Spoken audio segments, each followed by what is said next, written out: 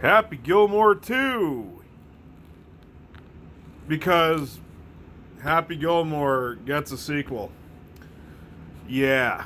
This time it's not directed by Dennis Dugan, though.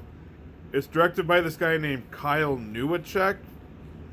Okay, that's a weird name, but oh well. It's written by Adam Sandler and one of his other like regular writers, Tim Harley. I think that's how you pronounce his name. I don't know. I don't know how to pronounce that dipshit's name. I don't give a fuck if it gets butchered. Anyways, got Adam Sandler coming back. You know, obviously as Happy Gilmore.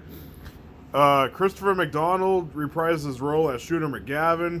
You get Ben Stiller reprising his role as that very abusive nursing home staff member. Who else? Oh yeah, Julie Bowen, who played Happy Gilmore's girlfriend in the first one. She comes back for a little bit.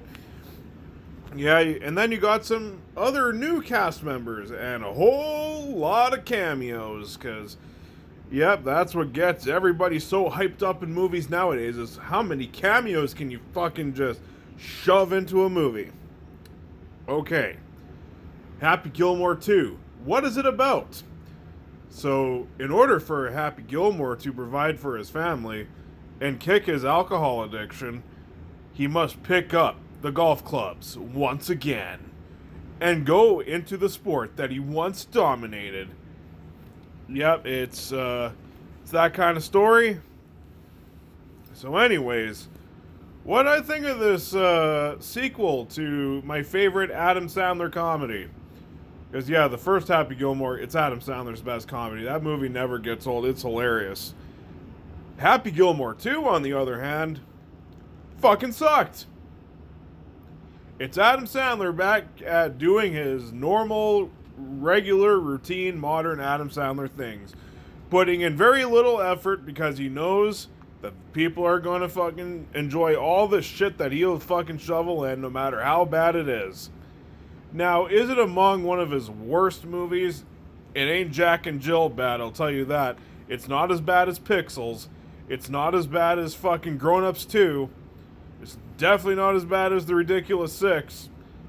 But goddamn, it's still pretty fucking terrible. Is this movie funny? No. I only laughed maybe twice. And they weren't like big belly laughs. I wasn't in tears fucking laughing. It were just like mild chuckles, like, haha, like that. Or, like shit like that. No, nothing like, holy shit, that's so funny, man. Ooh, fuck, I can't breathe. Ooh, I'm tearing up because it's so funny. No, nothing like that. This movie would actually have to try to be funny in order for me to fucking laugh like that. It would actually have to put in some fucking effort to be funny in order for that to happen. But nope, this movie never, ever, ever once did that. And of course, the only people who actually made me laugh in this movie are Christopher McDonald and Ben Stiller. That's it.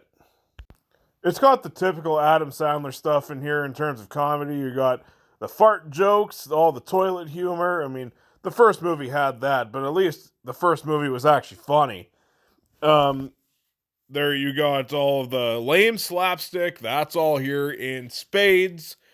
Oh, and you want to know what this movie's idea for comedy is this time around? Okay, so Happy Gilmore is an alcoholic in this movie. That's established early on. And there's this great running gag in this movie where they find out all these weird, wacky places where he'll hide booze. And that shit was supposed to be funny. Wow, you're really scraping the bottom of that fucking barrel, aren't you? And then, of course, you got some other Adam Sandler tropes in here, too, like getting some of his regulars in here, like Nick Swartzen, Rob Schneider appears here, fucking Steve Buscemi, who else? Oh, there's quite a few.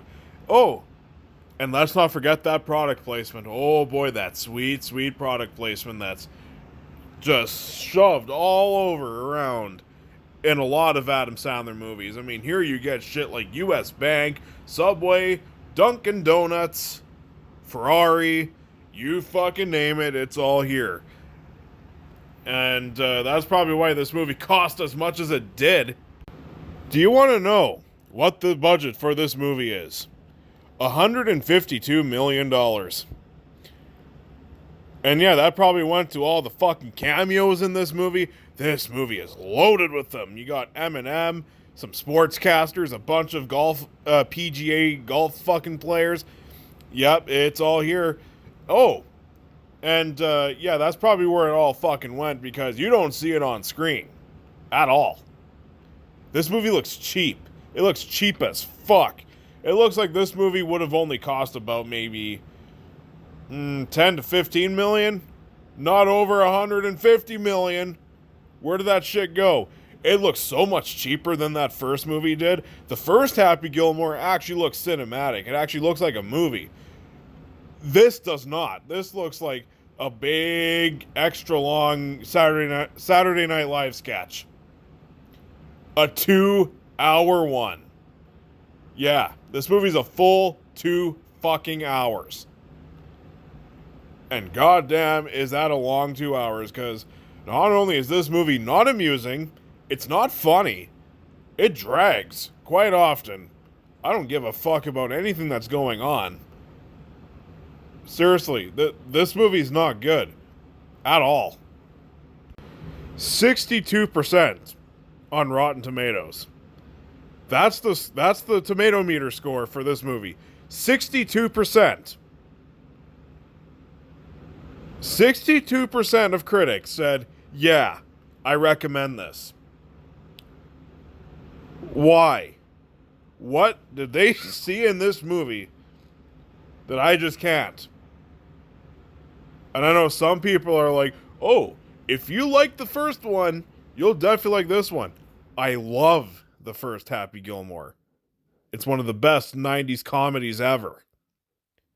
This movie is ass. So yeah, you can't really be speaking to everybody who fucking loves the first Happy Gilmore by saying they'll love this one. I sure as fuck didn't. This movie sucked. This is a movie that constantly dared me to switch it off.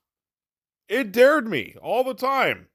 Because a lot of this movie is is callbacks to the first one. A good chunk of this movie is callbacks. And when it calls back, it just shows clips from the first Happy Gilmore.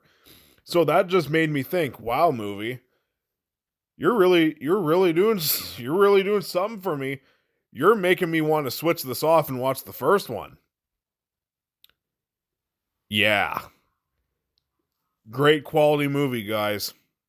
And this is another one of those movies where immediately upon turning it on, I knew I was in for some fucking trouble.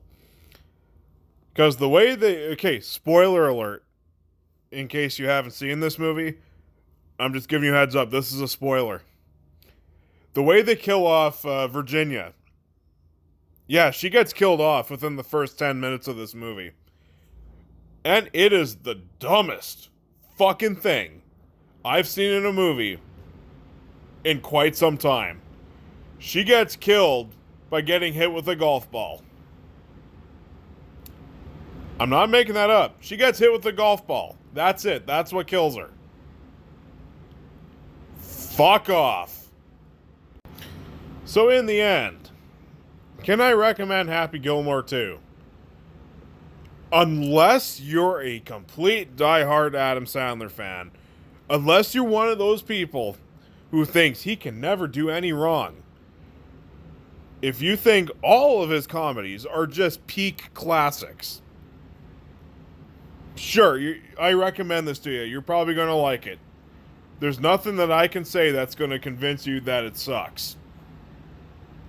And if you're one of those people, more power to you. But I think Adam Sandler is immensely talented, both comedically and dramatically. So, yeah, when he decided to make a sequel to Happy Gilmore, I was concerned, but kind of hopeful.